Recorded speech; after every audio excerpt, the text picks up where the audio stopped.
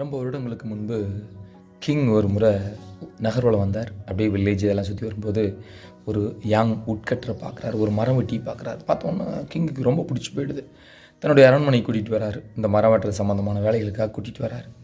அந்த கூட்டிகிட்டு வந்த முதல் மாதம் பார்த்திங்க அப்படின்னா ஒரு 18 மரங்களை வெட்டி சாய்ச்சிட்றாரு. 18 மரங்கள் அப்படி கிங்குக்கு ரொம்ப ஆச்சரியம். எப்படிரா வெட்டினான்னு 2வது மாதம் இன்னும் அதிகமாக கொடுப்பான்னு எதிர்பார்த்தார். ஆனால் வெறும் 15 மரங்களை மட்டும் வெட்டி கொடுக்குறாரு. அடுத்த 3வது மாதம் பார்க்கும்போது வெறும் 12 மரங்களை மட்டும் வெட்டுறார்.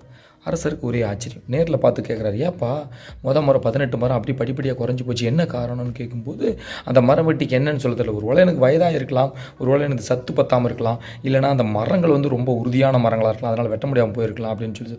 அப்போ தான் அரசர் கேட்குறார், உன்னுடைய இந்த ஆக்ஸை, மரம் வெட்டுறதுக்கு பயன்படுத்தின இந்த ஆக்ஸை எப்போ கடைசியாக தீட்டுன்னு அப்படின்னு கேட்டார்.